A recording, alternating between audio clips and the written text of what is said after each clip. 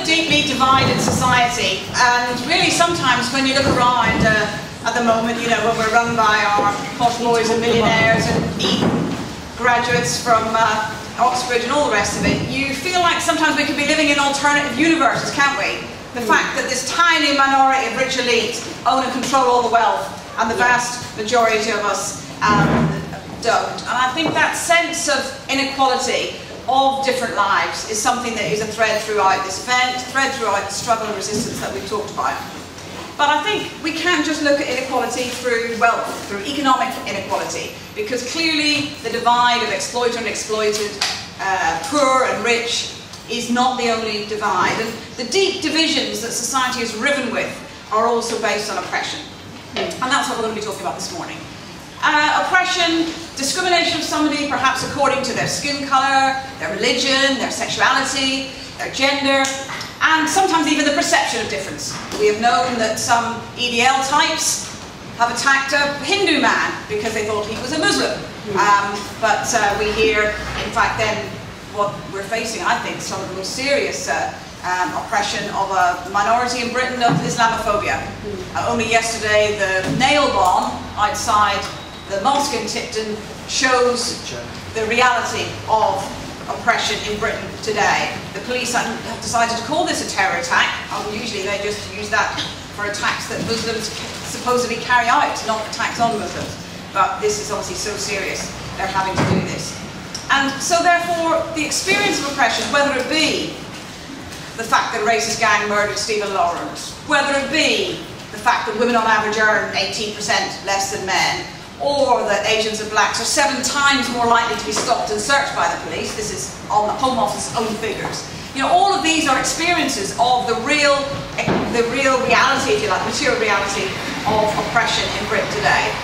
And it's, you know, material inequality. It's not just that you feel bad about the position that you're in, or you feel downtrodden. It's not a psychological state. It's a material reality. And I think that it can have profound psychological effects. You know, we talk about young women worrying about their body image, talk about the over-preponderance of black men in terms of being diagnosed with schizophrenia in mental health institutions. You know, these are subsequents. These are expressions, if you like, of how people find it difficult to cope with extreme oppression under capitalism. And so the question is, can Marxism explain this? And I think more importantly for us as Marxists, not only can it explain it, but can it show how we can challenge it? Can it show how we can actually have a society without oppression? Now, many of our critics say no. They say Marxism is just purely interested in economics. It's economistic is the term often used, isn't it? Or reductionist.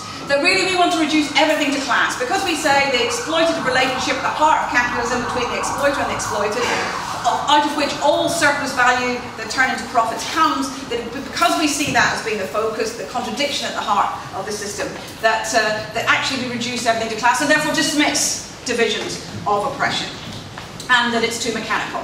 And actually one of the reasons people think sometimes that Marxism can't explain things is because it appears on the surface to be separate from the exploitative relationship. It appears that actually it has no relationship with that because oppression affects people of all classes. I mean, you only have to look at how Kate Middleton is treated in the media. Her body, every inch of what she wears and everything else, she is just treated as a piece of meat that is up there. She's there to breed, to have the next king or queen. You know, that idea of somebody, of a woman being treated in such a sexist way, and yet she's probably one of the, you know, powerful, not in a political sense, but, you know, she is going to be the Queen of England one day. Or, you know, the sense of even, you know, the idea of the few rich black people in Britain that there are. You know, if you own a BMW, you're far more likely to be stopped than any white person who drives a BMW, simply because the police don't believe that anybody black can own a BMW, they must have stolen it. So this idea that actually you can see with your very eyes that oppression does affect all people across society. Therefore, how can it be connected to that relationship of class? And I think this has raised the question of, do we need other theories, other analysis, other ways of fighting to combat oppression that are separate from how Marxists pose the question of class? And other ideas have come through, whether it's black nationalism and identity politics and all sorts of other theories. And I want to argue that it is impossible to understand oppression or even adequately express, if you like, the suffering caused by oppression without reference to class. And that really Marxism, far from being mechanical or economistic or narrow, is actually a theory that looks to the possibility of emancipation of the whole of humanity. It isn't just a narrow thing about economic equality. It's about liberation. That's what our ideas are about, and that's why I think it's something that not only can explain it, but can show a way forward. But I think I have to start by saying, obviously, oppression is different to exploitation. They are different things.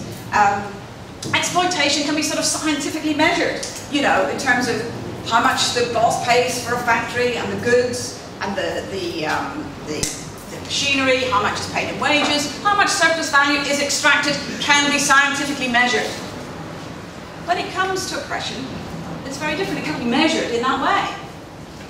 But of course, it doesn't mean to say oppression is just some ephemeral sort of psychological being.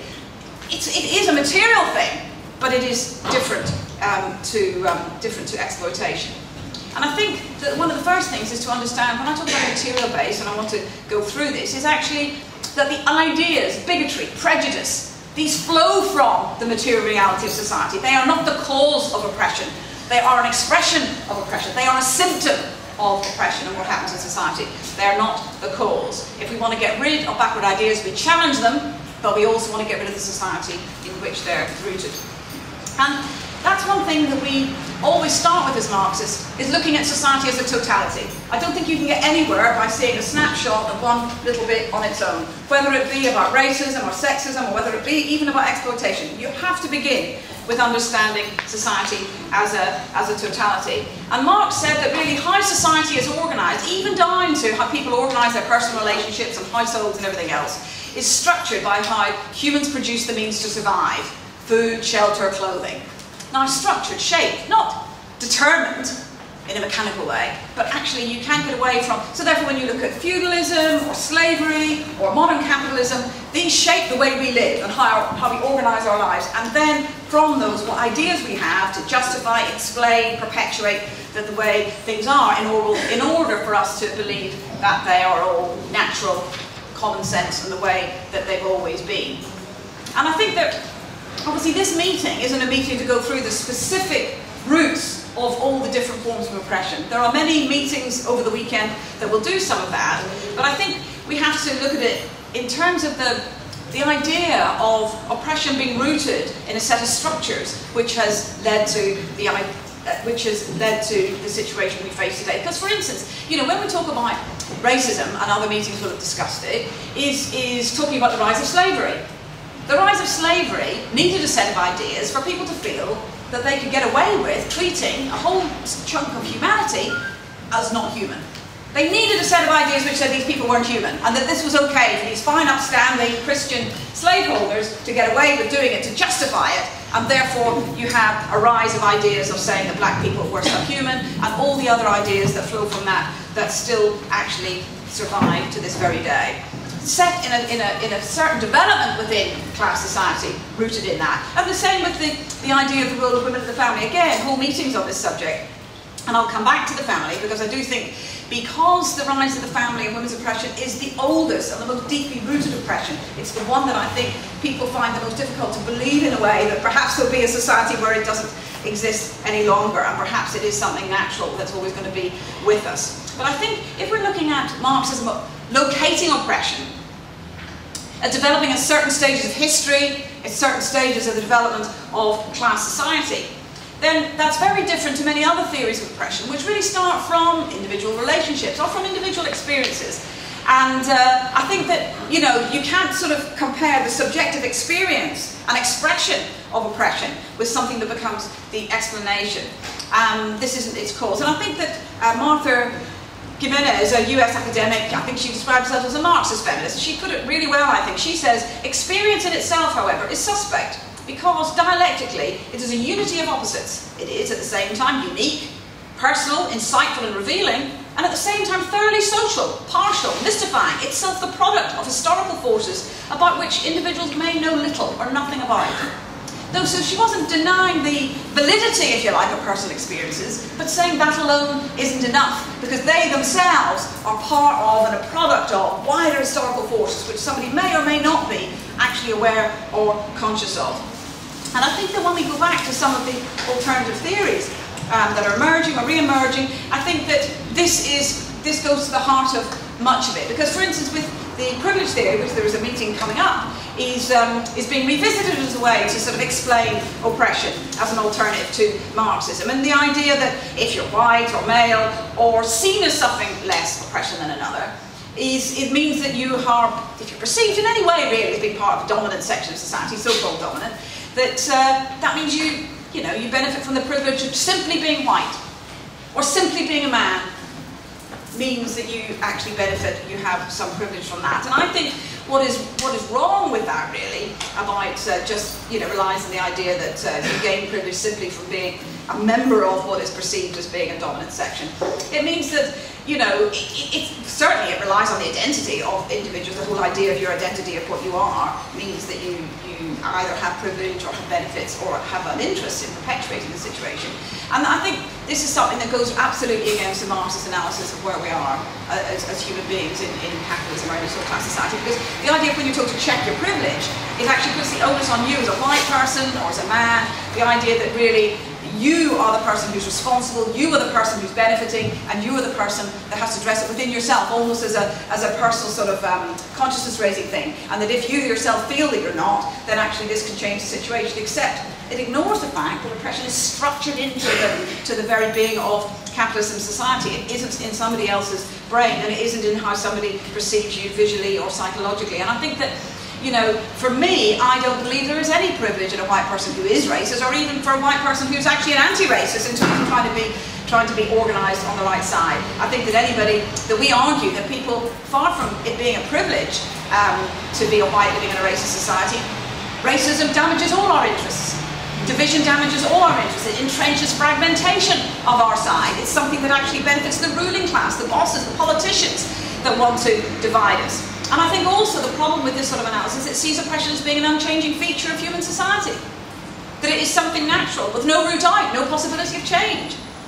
And obviously, if you follow the logic of that sort of politics to their conclusion, it means that all women should organise separately because only they have an interest in fighting for women's liberation. But of course that means that it further divides, because maybe black women have to separate separately from white women, and so on. And I think that absolutely everybody's experience of their life and their oppression is different and unique. Absolutely no question about it. And when people talk about intersectionality, there's sort of layers of different oppressions and how they can cross over. This is absolutely right, because it does make a difference. For instance, LGBT rights, much further ahead now than maybe 20, 30 years ago, no question about it. But actually, there is a different situation for lesbians than there is for gay men. Gay men are much more visually out there in terms of popular culture, the TV, you name it. But actually, is it the same for lesbians? It's not actually. And therefore, that sense that actually it's okay to be Graham Norton, but it's not. There isn't really lots of equivalent women who are like Graham Norton. And this, to me, is how women's oppression can feed into also homophobia.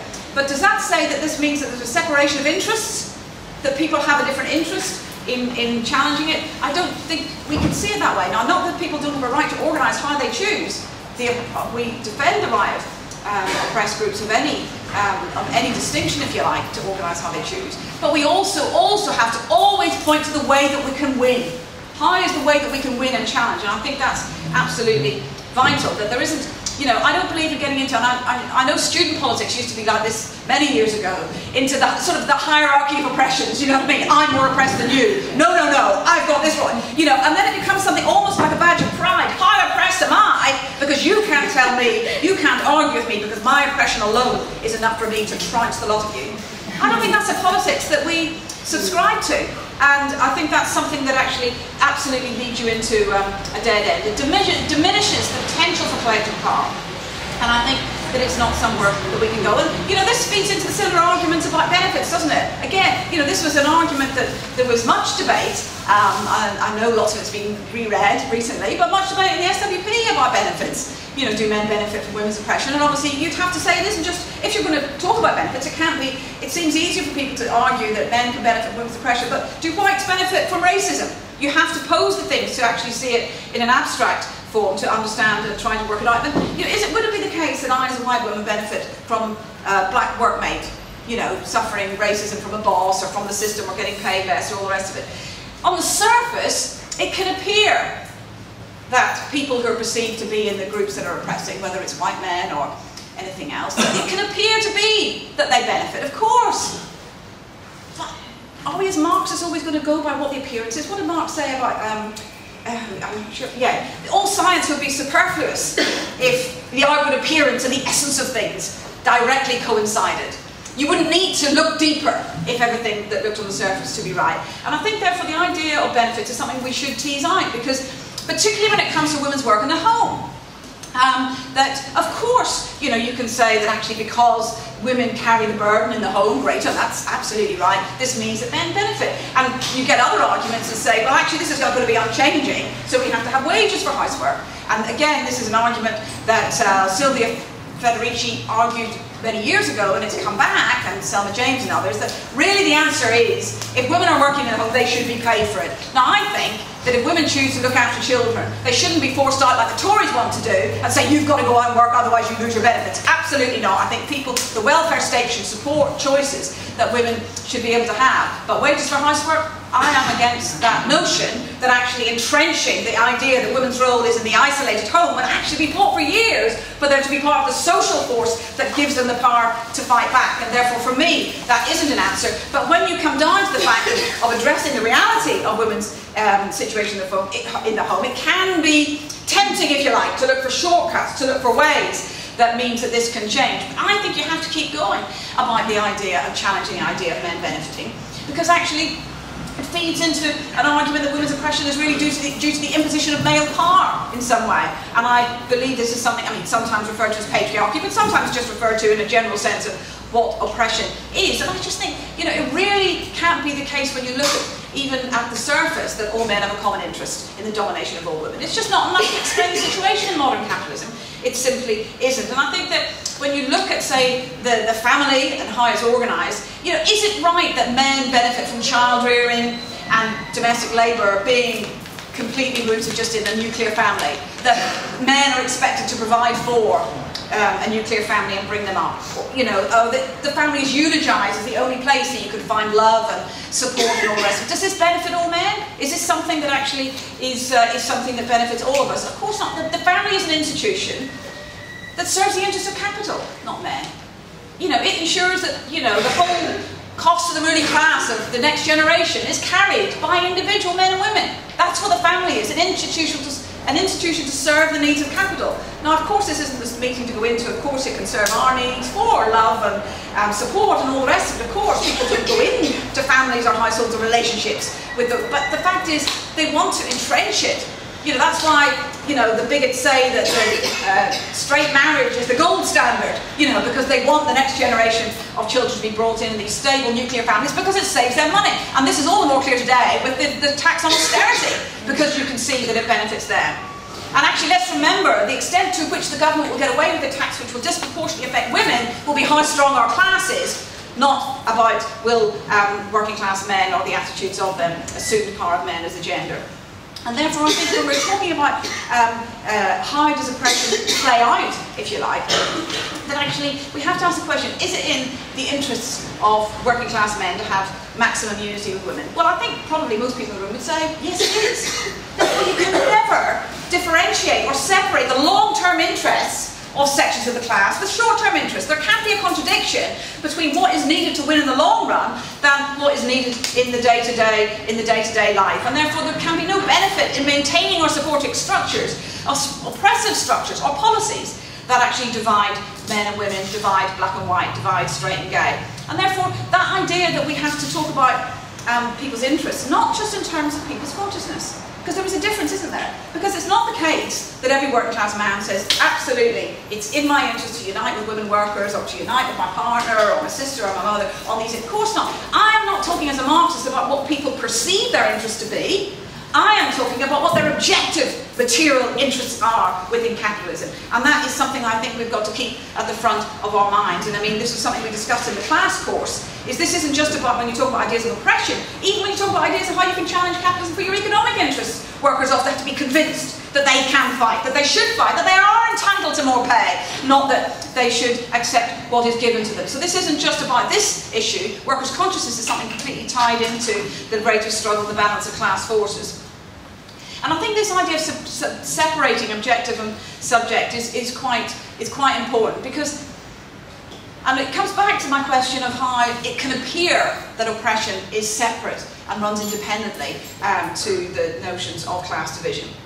And I believe it's actually impossible to separate them, and wrong to attempt to, because not only does oppression not function independently of class, but it's sprung from and is deeply rooted in the roots of class society, in the rise of class society.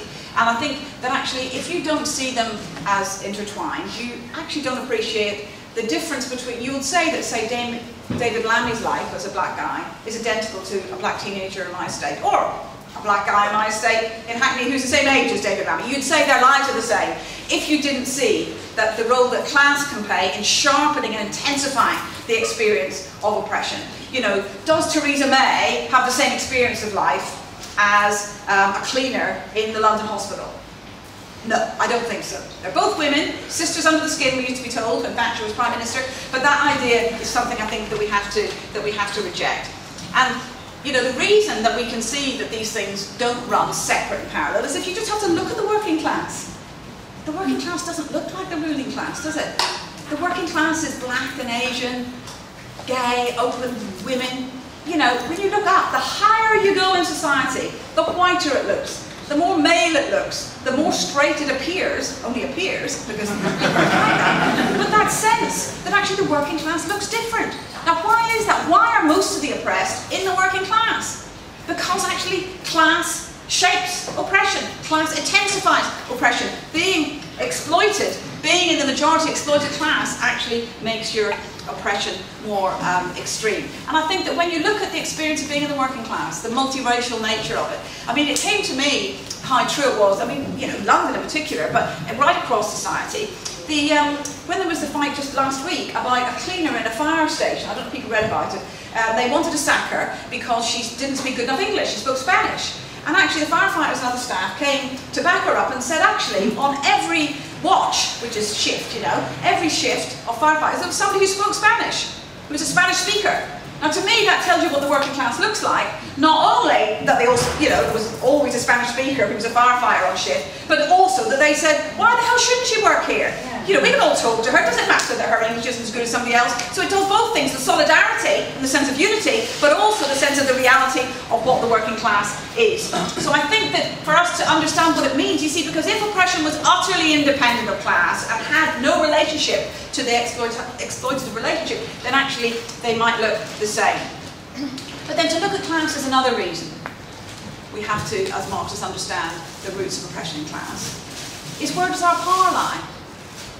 And I think that if we're talking about how do we fight, you know, it isn't enough just to explain things, it isn't enough just to describe the experience, it's also about pointing a way forward. And I think that when we talk about the question of unity, how can we be united to fight back? When I talked earlier about the ever-decreasing circles that oppression can push you into, because oppression can divide us, it can isolate us, and it's about alienation, isn't it? Making us feel atomized and blame each other. That's actually what the ruling class relies on to perpetuate oppression.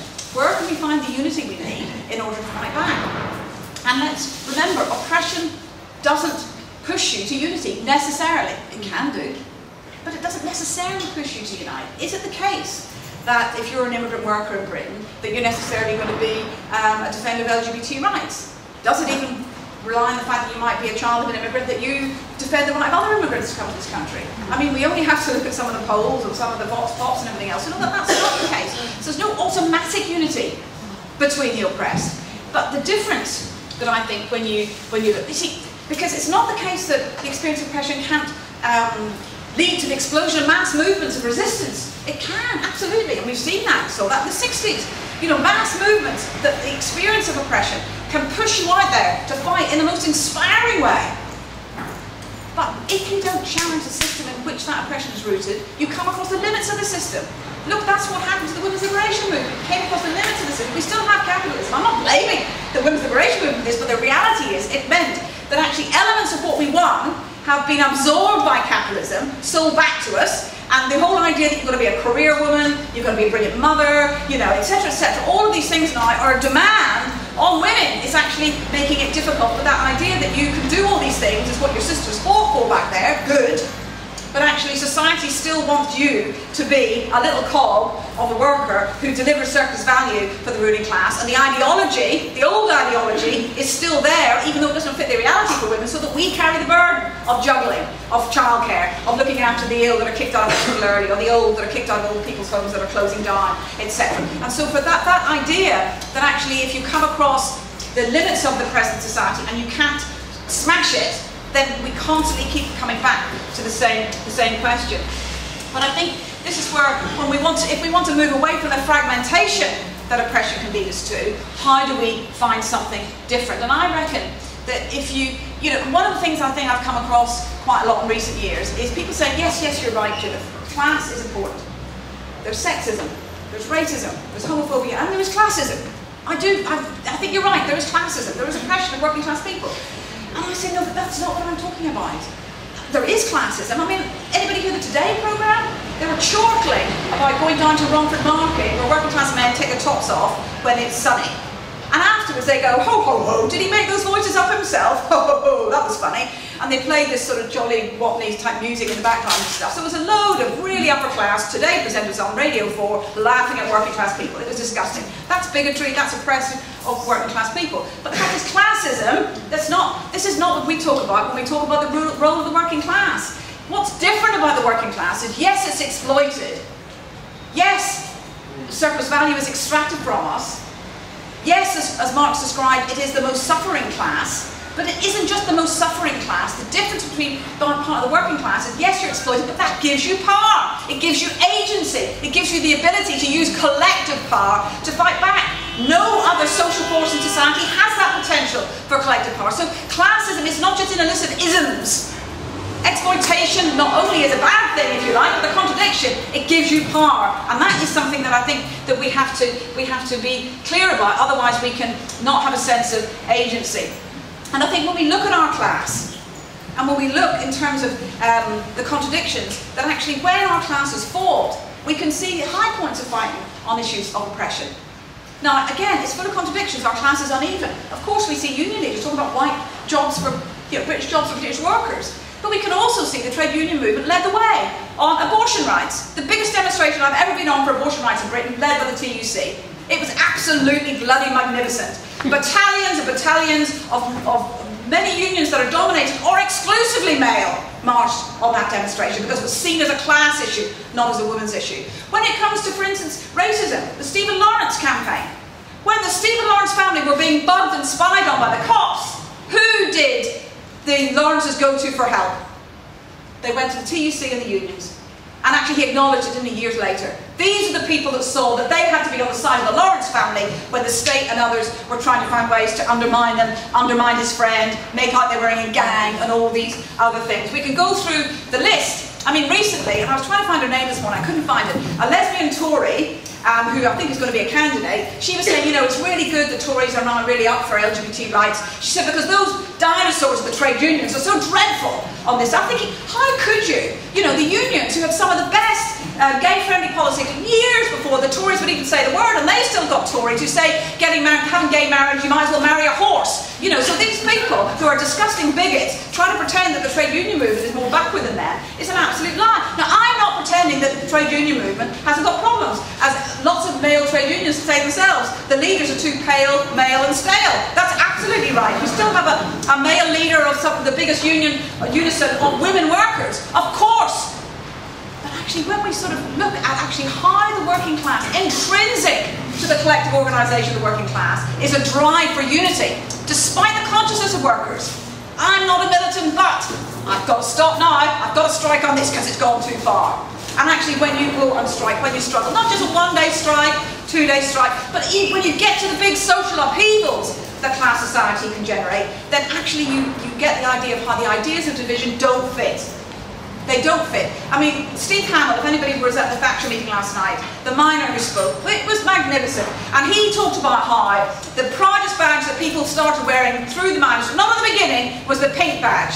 When they started saying that for gay people didn't use the phrase LGBT then in the 1980s, for gay people, they were on the side of it. And actually, because even lots of bigoted miners wanted to get in that pink bus because they needed to go around to organise pickets and food. And then after the miners' strike ended, The first gay pride march was led off by a miners' brass band. Now to me, that's what struggle can do. Because it's not just that we say that workers are, at this moment in time as a snapshot, the most progressive social force in Britain. Some of them are. But it's what they can become. I mean, Hal Draper, I believe, put it. He said the working class is an objective agency of social revolution in the process of becoming.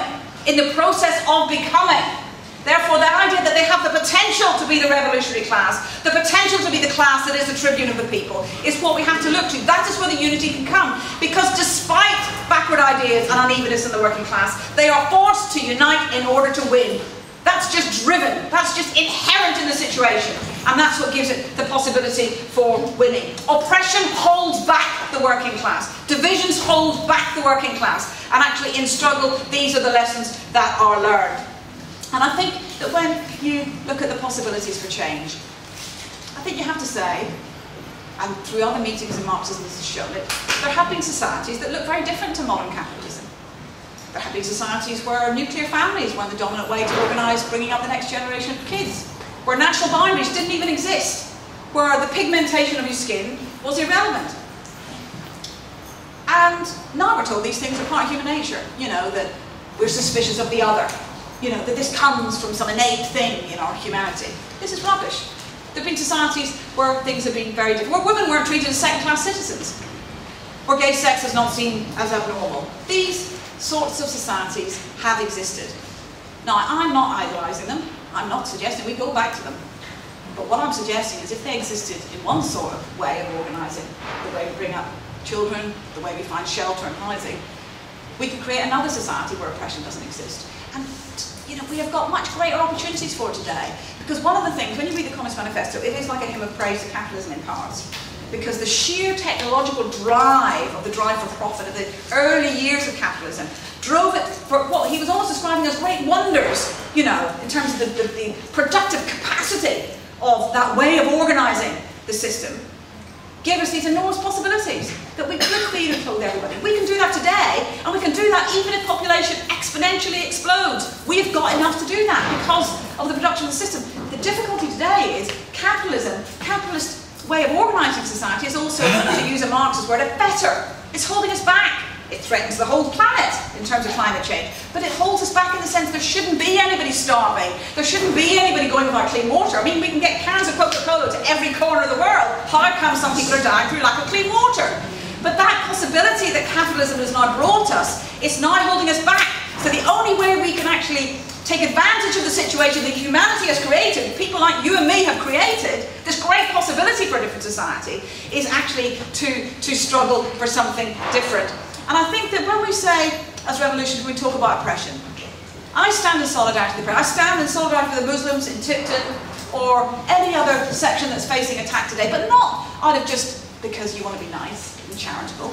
That's not what being a revolutionary socialist is it? It's because actually you know that not only it's the right thing to do to give solidarity, but it's also about agency. Is that we are all stronger when we push back oppression. We are all stronger if we push back divisions. And actually, we know we're weaker if the people in UKIP, if the Tories, and even Miliband, who goes on about immigration, if they are stronger, we are weaker as a class. And therefore, the idea for us to stand with the oppressed is because it makes us all stronger. And really, it's a fight we all want to win, isn't it? It's how we do it. It's a fight we all want to win a different sort of society, where oppression no longer exists, where it's in the history books. What did Engels say about the state, you know, where it'll go to the place of the spinning wheel and all the rest of it? It's hard to imagine, particularly with women's oppression, which is so deeply entrenched. You know, Trotsky always talked about the most deeply rooted clods of earth right down there are going to be the hardest to lift up. They're going to need enormous struggles. Nobody's pretending that a one-day struggle, these ideas and structures and the material reality of women's oppression will go. No. But the only way we're going to get rid of oppression is by the sort of social upheaval that will uproot even those heavy clods of earth. And that's the sort of society we're fighting for in the SWP, a socialist society. Hi, I'm Jenny. I just want to make a couple of points. First of all, Judith used this expression, sisters under the skin, and I remember that because I'm somebody that came into revolutionary politics through the women's movement, women's liberation in the 70s. And this was a phrase we knew then. So I just want to say from that, the experience of oppression and how different it is in different classes. And the classic example, which we always use about childcare, isn't it, is that you think of like this royal couple, Kate Middleton and whatever his name is. They're about to have a baby, or may even have had it as we speak. I don't suppose they're having arguments about who does the housework and who looks after the baby, are they? So, whereas for working class women, working class families, men and women, it's always been very different. So that was one thing. And now, actually think about the current austerity attacks, and again, that difference between how it affects people in different classes.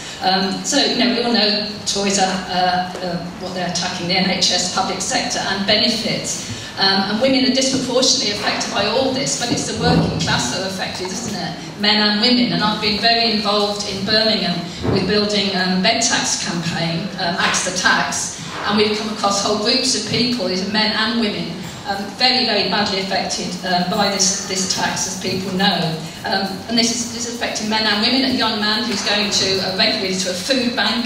We all know we had a local woman, a terrible, tragic case. She was driven to suicide by this case. And fathers, we've come across classic cases where fathers can't have their children, if they're separated from their partner, they can't have their children to come and visit them anymore because they're being told they've got spare bedrooms. So these are not things that affected middle class or rich women or men, are they? They're just affecting our class. And I'd just like to say that, you know, we have to fight together on this. This is part of our oppression, but we have to fight together with men. That's the way we can win. We're coming across groups in the estates. The main oppression that people seem to be talking about is race. We come across racist ideas, because on some of these estates, these are people who are saying, because it's about housing and about lack of housing, we know the solution is to build more houses. But obviously what people are turning around and saying is buying the Daily Mail argument about the problem is there's too many people coming into this country. So we can be there, we can argue against those ideas. And similarly we can argue against any ideas about women's oppression that we're coming across. So just as a plea really, we have to fight this oppression, like all oppressions, together. And that's why I think that's the right way to go with it.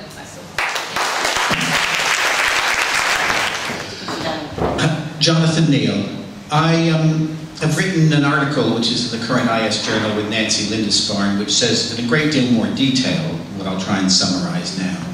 I agree with just about everything that Judith said. I want to take it a bit further, however. I think the central thing that is the relationship between class and gender is that the people at the top of society want massive inequality.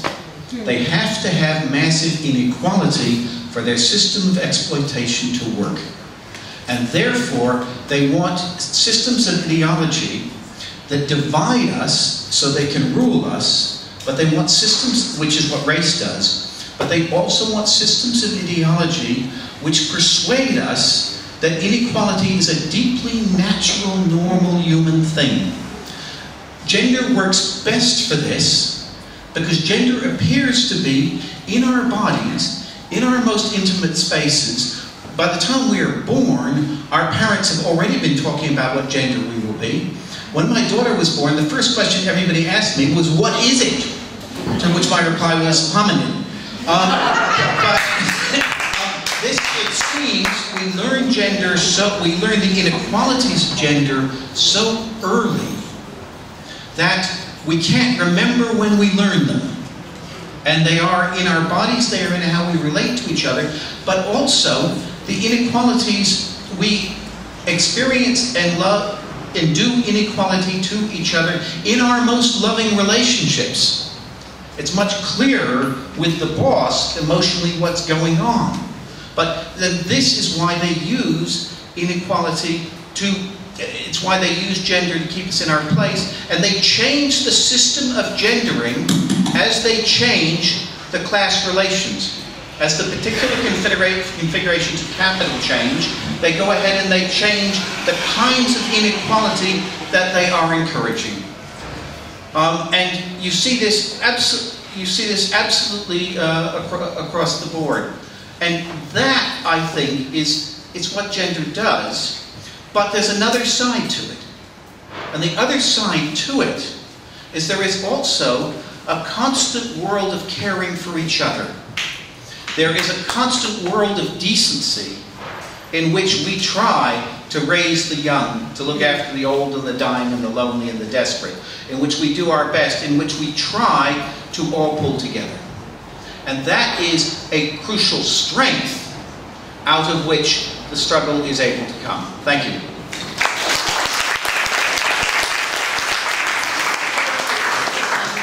This gentleman followed by the woman with the brown hair with the glasses on head. Hello. I've got 3 questions and then a little contribution. Sorry if it's a bit long, but I'll stick to the 3 minutes. I've got 3 rhetorical questions, semi-rhetorical questions. Why did Martin Luther King and Malcolm X become more socialist as time went on? Why were the police and the FBI so keen to destroy the Black Panthers who link social problems and race? And this is a question for the audience. Can women fight? Yes. I can't speak on behalf of all white men. David Cameron wouldn't be at this meeting, but I'll try to speak for some white men, generally working class white men. We can, not always, but we can feel oppression as much as anyone else. I'm a recovering mental health patient and I'm starting to begrudge being treated as a second-class citizen. I had a breakdown due to 3 main reasons. My mum got hurt, but as part of the sexist system. My best friend got stabbed, which is of high incidence in young black men, and general alienation that led to a fair bit of drug taking. Excuse me, I lost where I was. I'd just like to end on black nationalism and separate movements, i.e. feminist movements, gay pride, and take back the night, etc. We should all be on these protests and take them as key to our politics, but we must also realise that these things happen for a reason, and that's our relationship to Labour. There was a poem in the 1930s, I can't remember who it's by, that basically says they came for the Jews, then they came for the trade unionists, and now essentially they come for us. When they say cut back, we say fight back, and fuck the bastards.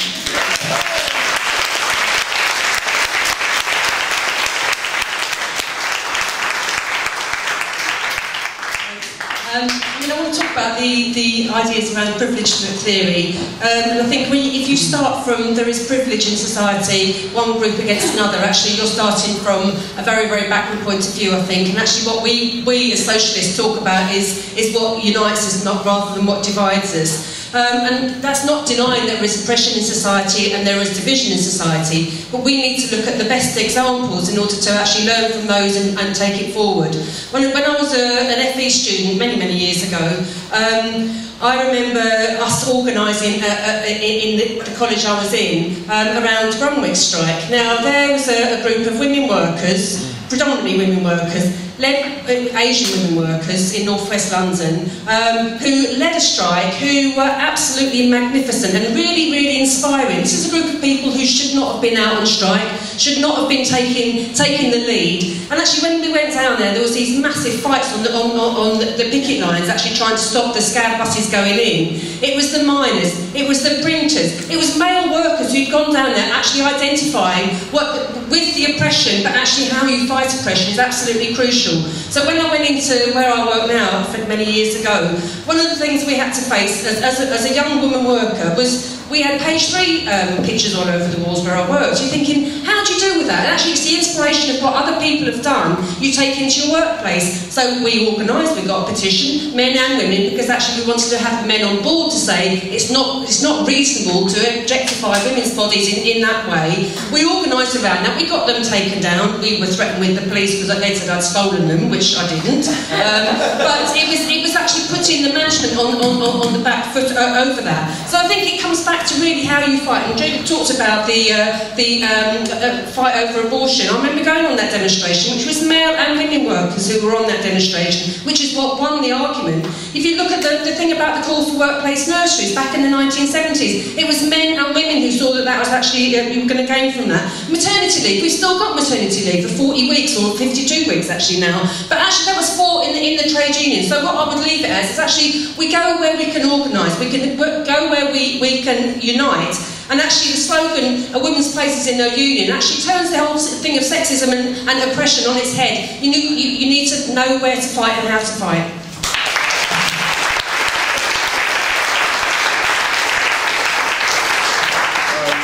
Just come back quickly on Jonathan's comments. I haven't read Jonathan's article, so and we wrote it with, but I'm not too sure about capitalism needs massive inequality in order to make profits, because Sweden's been pretty profitable for quite a long time, and it's a more equal society than this country, and they can still make profits. After the war, we had the biggest boom in capitalism, and Britain was a more equal society then than it is now, and they actually made bigger profits then, despite there being less inequality. So it doesn't necessarily follow as mechanically as I think you've suggested, but I could be wrong, so I can go and read your ISJ article.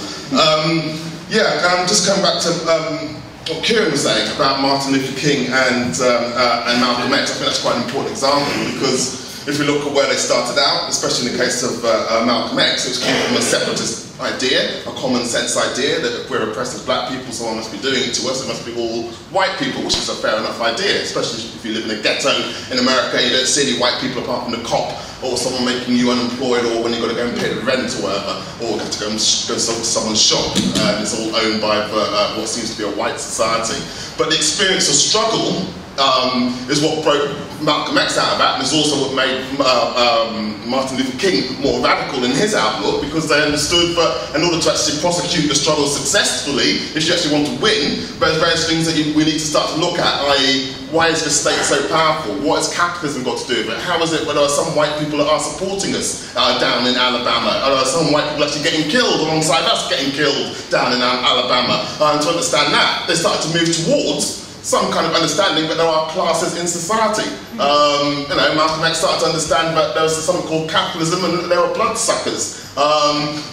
So there's a movement towards the idea that actually we're not in this, it's not all alone. It's not, Sinn Féin, as they used to, the Irish Republicans put it, we're all to do it by ourselves. On the contrary, we can do it with other people, but actually by doing it with other people in the working class, we can actually make alliances that are solid alliances which go beyond just the question of our oppression, but actually go to talk about actually how we get rid of the people that keep recreating the oppression, in other words, capitalism. And that's why the FBI came along with their police spies and with their lies. They use sex, actually, is quite a common one with police spies. And they did that with Martin Luther King, didn't get very far, but they tried to plant lots of stories about him to do with sex. When they managed to destroy the Black Panther Party with their spies, but most openly with their bullets. They tried to wipe them off the streets because the Black Panther Party had taken some of those lessons from Malcolm X, from Martin Luther King, which were searing lessons. I remember when Martin Luther King got killed, I was 8, it's 68, and everyone remembers it, and the answer to that was, right, now it's time for revolution, fuck this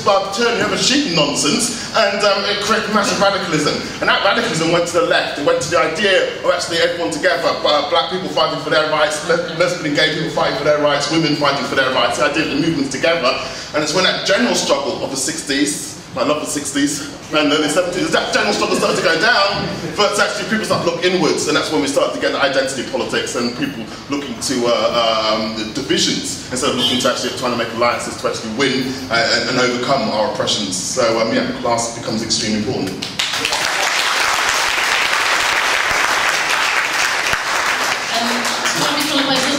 Sort of next to the aisle there, you indicated earlier on, yeah? If you could come down to speak.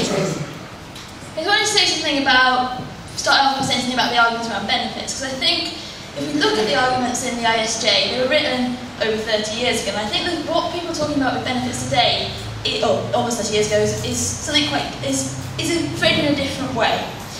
I think what a lot of people are saying, particularly around privilege theory stuff, is that from being that it's better not to be oppressed, which I think is something that we'd all agree with. So if you're not having to spend lots of time looking after children, if you're not having to do lots of childcare, then that's better. But I think framing it as a privilege is not necessarily the most helpful way of doing that, but I think we have to engage with what the ideas that people are actually talking about is. I think the stuff around intersectionality is quite interesting. I think we have to see it as quite a step forward in that it's actually a wider layer of people are seeing things that we've been trying to, I think, argue for a long time, that your experience of oppression is based on it's not just all women are oppressed in the same way, that ruling class women are they experience oppression very differently. And so I think that's something, rather than sort of driving people apart, actually what we're seeing on the campuses is something that allows us to, that allows people to actually sort of bring together experiences of different oppressed groups and sort of think, how do we fight collectively to change that? I think I very much agree with Judith that that we have to sort of take on the stuff around classism. So I think that's sort of somewhere where we have to sort of differentiate ourselves from those using things around privilege theory, because that we understand class in a very different way. We're talking about class because of the power that it has, not because it's sort of downtrodden people who've got to sort of be nice to them. It's because of the power that we can have as a class to try and change the world.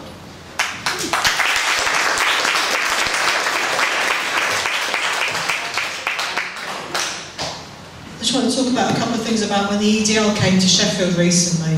The first thing was the magnificent demonstrations. People just came out in hundreds and maybe thousands in the second one.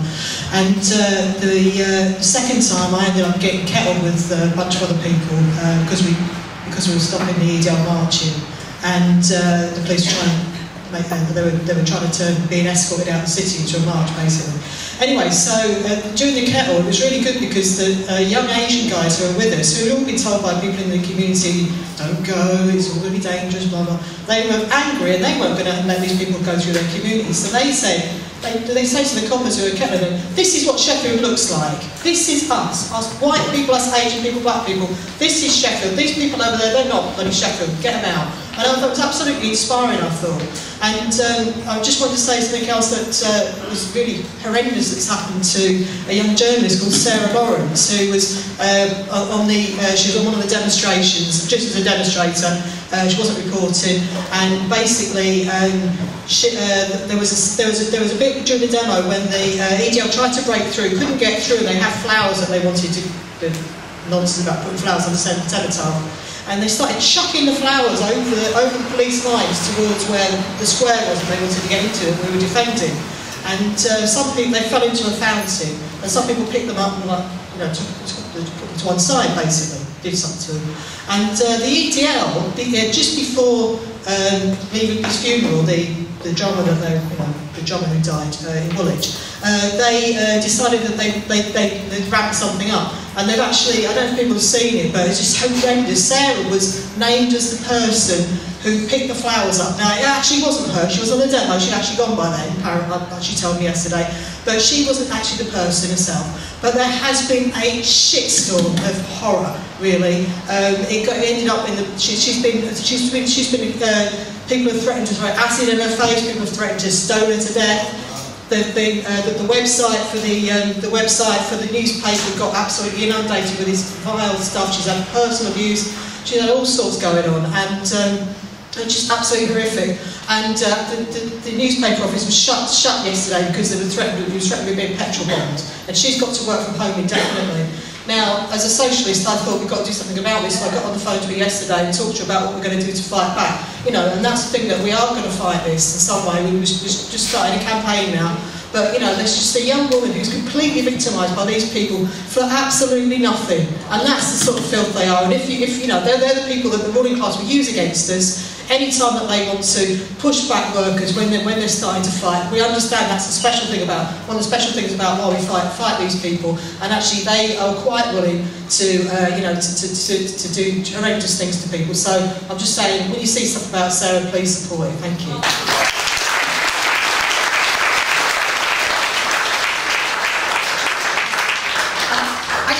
Start from, we live in an enormously exciting world, enormously contradictory, huge movements, whether it's Egypt, Brazil, when you think back to last year, the Occupy movement, think back what's happening in Greece and so on and so forth. And also, it's been a lower level of struggle in this country, but nevertheless we've seen Occupy movement, we've seen strike movements, we see that sort of students and so forth. And necessarily when those sorts of things happen, you also get a rising of debate and argument. How do you explain where sexual violence comes from? How do you explain the racism? How do you fight it, and so on and so forth? And what has been, I think, hugely important really about what Judith has done is to restate the question that Marxism has a tradition of understanding where the roots of oppression come from, and how class shapes oppression, and how we actually need class is central to overcoming it. And I think that's very important, because when Jonathan Neal talks about inequality is essential to class society, actually, abstractly, I would agree with him.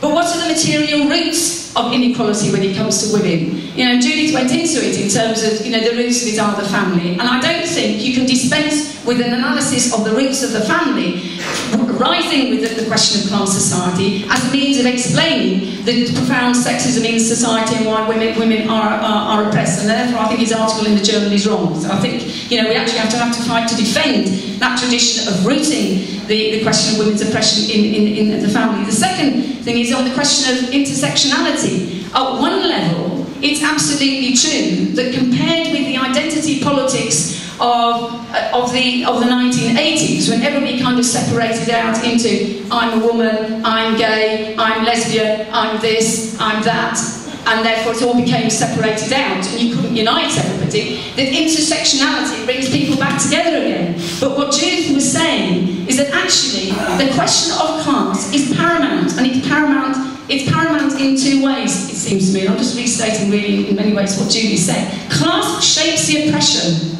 It does matter, because actually you feel it harder as part of the working class movement than when you can deal with it as part of the ruling class. We're opposed to all forms of oppression, but actually being at the top of society mediates and ameliorates and gives you solutions to deal with it, which is why the ruling class, men and women, they always stick together. Right? Secondly, it actually shapes how the question of fighting back, and this I think is hugely important, because actually whether people say people benefit or whether it's better not to be oppressed, actually it is not better if you're white to have your pal who is black being mugged or stabbed. Stephen Lawrence actually caused pain to all of us. It doesn't do any of us any good. And the reason I say this, actually, if a woman is beaten up, or if she is raped, it does not do you any good if you're a man, because it means it fucks up your sexuality as well as women's sexuality. And I think we have to be clear about that. Why do we say that? Because we start from the question of class. We don't start from the question of the individual. Because you're part of the class, you understand how this affects all of us. And that is also then key to how we can fight to overcome it and lead to a world where we don't have any of that stuff.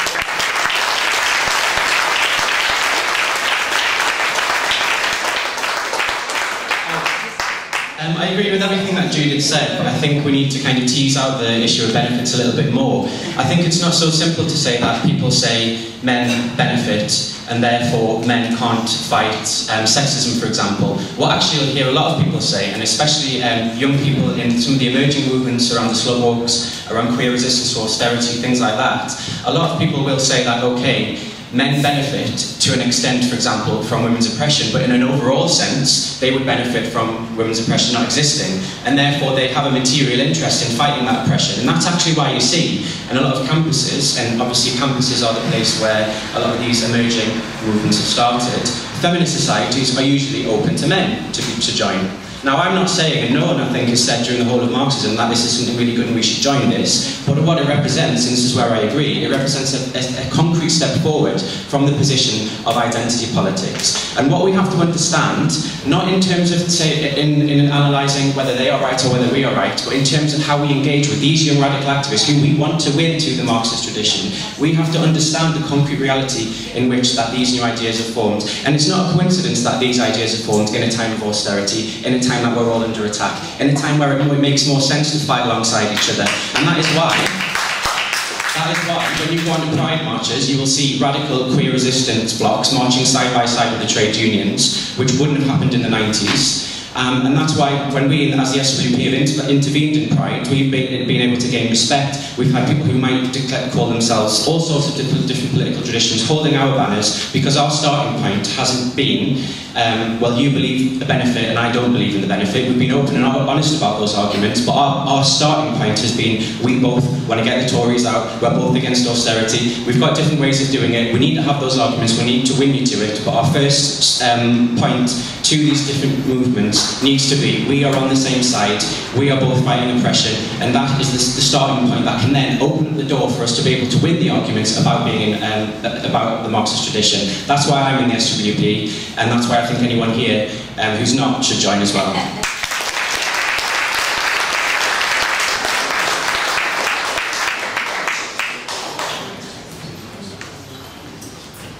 I'll try and make this coherent, and think I'm going to make some similar points to the last speaker. As Judith said, oppression is, and the expression of oppression is something that's generated by the system. So obviously, as revolutionary socialists, we have to be fighting the system and argue for the centrality of the working class as the agent of change, of how we can overthrow the system.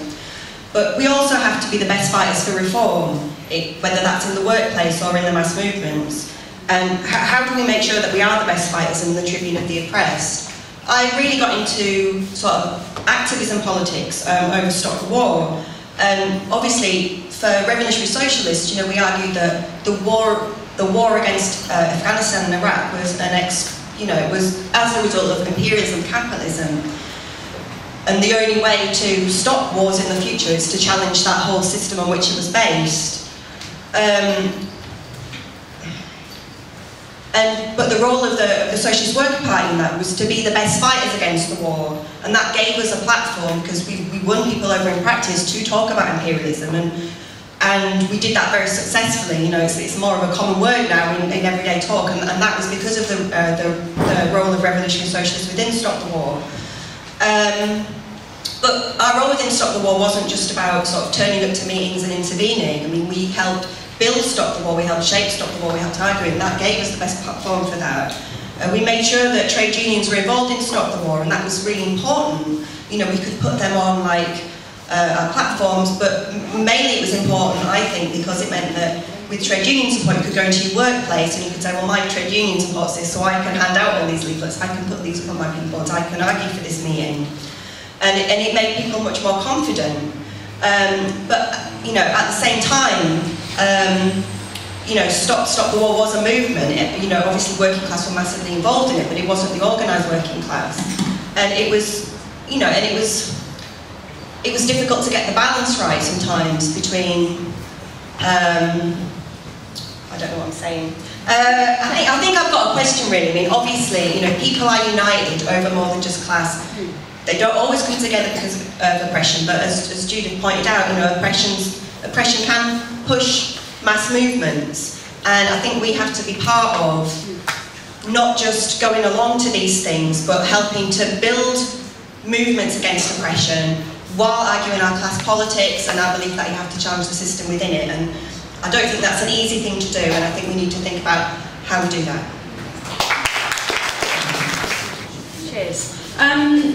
Intersectionality absolutely is a step forward, but it's not one that took place yesterday or in the last couple of years. This is a set of ideas that has come out really over the last decade and a half, and something that we've seen through the whole of the anti-capitalist movement, from Seattle onwards, something that we've seen how people are looking, moving away from identity politics back towards an idea that there is a system, that there are all these different kinds of oppression, they connect to each other, and they link. And I think our critique of this throughout that whole period has been, that there's a recognition of class, that it exists, that is a problem, and it's something that has to be fought over, but that it's not being seen in the terms that Judith put out, in terms of the central role of class in society. And so, yes, absolutely a step forward, but one that's been taken, for over quite a long period of time. And where has it led yet? It's not yet been the case that we've seen kind of a further shift in terms of, the massive class struggles and so on. I think the thing about privilege and, whether or not it's different from benefits, I think that, obviously things are always different in a new context. Yes, you can say it's better not to be oppressed, but I think theories aren't just about describing how things are or how people feel. They're always a guide to action. And so the kind of theory you have guides you to what your steps are about how to resolve that problem. And I think a theory that starts from the problem of your privilege as a white person or a man or whatever it is directing you towards the wrong response. Because someone said, we don't want to abolish first class, we abolish second class. It's about moving up. It's not about getting people to kind of, step down from the kind of imaginary privileges that they may or may not have, in a capitalist system. There's a scene in the film about the women workers at Ford Dagenham in '68, who, you know, fought for equal pay with the men, where one of the women strikers' husbands is complaining really that he's been left at home looking after the kids. He's been doing all this stuff while she's been out on the picket line, and shouldn't she thank him really? And she's like, I don't need to thank you, that's how it should be, right? He should be out. I should be, as a woman, able to be on that picket line. But her response is not, you know, for him to change his behaviour in the sense of, you know, feeling sorry for himself. It's for him to come and support her struggle, for those male trade unionists to do everything they can to back that fight, because she knows that that's going to mean a stronger, a more united fight for all of them, really. I think that's about a theory being a guide to action that leads you in the right direction.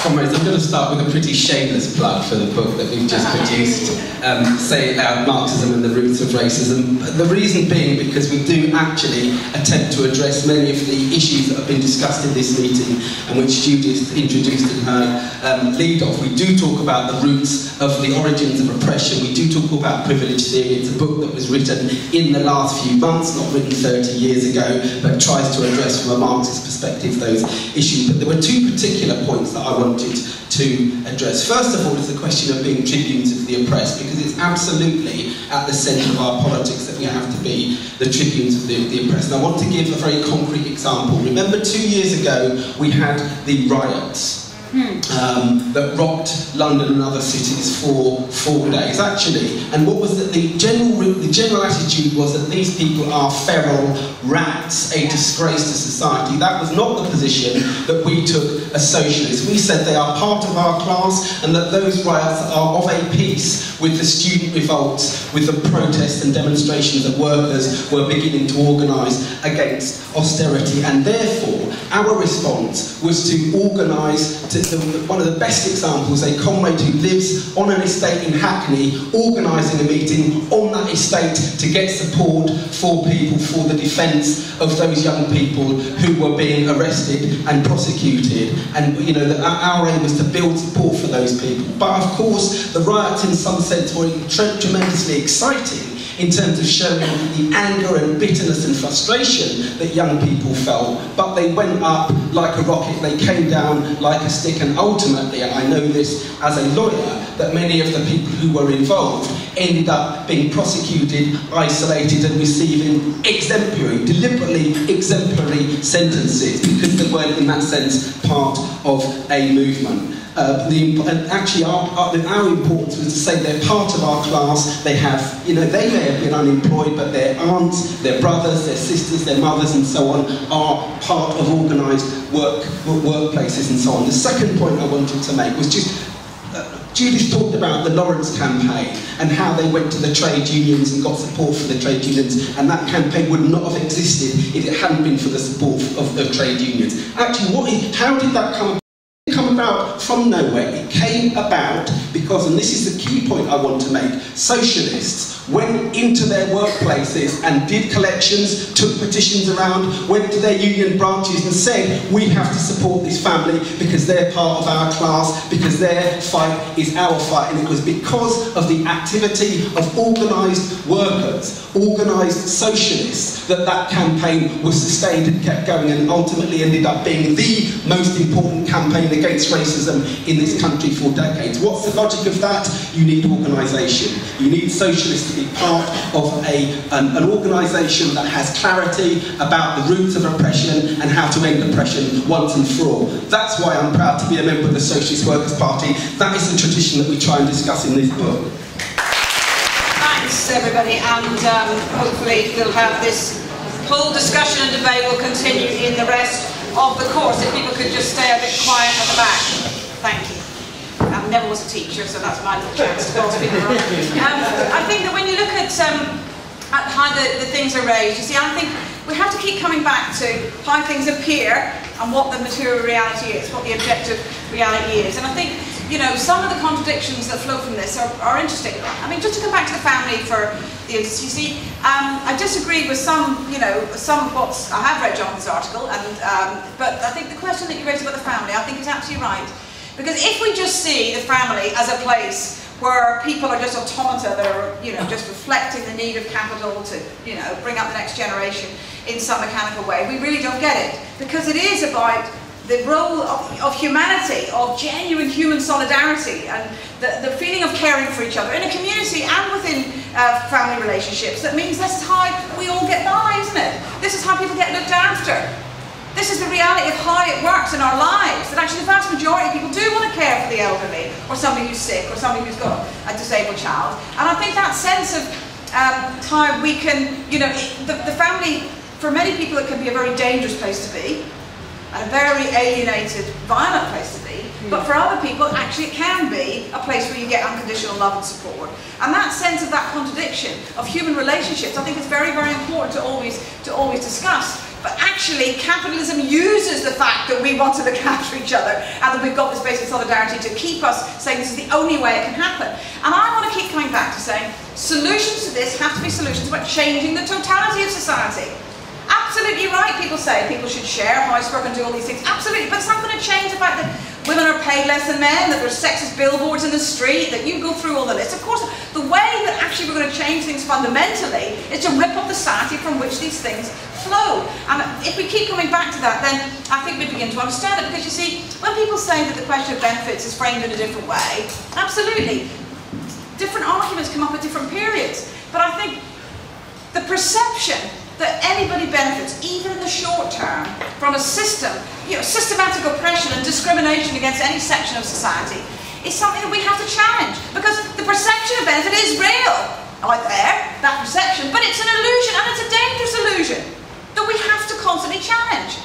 And I think that, one of the examples that was brought up yesterday in the meeting about Northern Ireland, and especially, given, yesterday was the 12th of July, a festival of reaction from the Orange Order, which represents a section of the Protestants in Northern Ireland. Let's remember, in the 60s when the civil rights movement started in Northern Ireland, who were the most deprived community in Europe? Catholics in Northern Ireland, in terms of housing, pay, you name it. Who were the second most deprived community in Europe in the 60s and 70s? The Protestants of Northern Ireland. Because they were divided, because the Protestants were totally told that they were superior. They could have the king and the white horse and the orange flags and everything else. Are they? I mean, look, the people that were marching yesterday are working class people who've got nothing. But they're told they've got something. They're told the only thing they've got is to suppress the Catholics, the Fenians, and all the rest of it. Actually, who benefits from that? They don't, and they never have. And I think that illusion is something we have to keep coming back. What's the material reality, not what the perception is? And of course it's better not to be oppressed.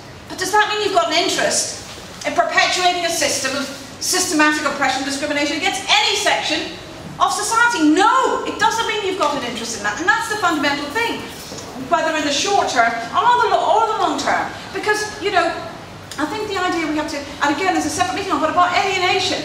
You see, when I first learned about alienation when I became a socialist and acting party, I thought it was about your head. Because people used to talk about that's alienated behaviour and stuff. But actually, it isn't about a psychological state. It's about actually something that's knitted into a system that's so inhuman, where a tiny elite exploit and suppress the vast majority of it. It's knitted into that system. And therefore, it casts a veil over the real relationships and the real true nature of what's going on. Funny enough, as an aside, I think the crisis exposes a lot of the true nature of what's really going on, in a way that actually is quite useful for us. It reveals those realities. But I think that when it comes to how we relate to some of these arguments today, because when it comes to slut walks, we were in there. We've got, some of the left didn't want to touch it. Now, there was understandable discomfort about using the word slut, a sexist word about women, but actually immediately, Socialist Worker did a spread on it. We interviewed with one of the Canadian students who'd been on the campus where the first thing where it began, because we realised, absolutely, this was an expression of anger and bitterness about how women are treated, particularly by the state, but the idea that women are to blame. And I think that was absolutely something that we were at the heart of, and unique on the left. As it happens, 1 year later, some of the rest of the left came along as well. And good, I'm not slating them for that. I think that, I think socialists have to be a part of this. And I think, the SWP has been, I've spoken at numerous feminist sorts of women's societies, whether panels or just on my own or debates. Absolutely, we want to be at the heart of where people are fighting and arguing and debating and coming across these ideas for the first time, because that is only going to make us stronger. But what do we keep coming back to? Where is oppression rooted and how do we fight it? That's still the major question, isn't it? And therefore we have to keep coming back to say, where we experience our oppression the most intensely is not necessarily the place where we're going to be able to fight it most effectively.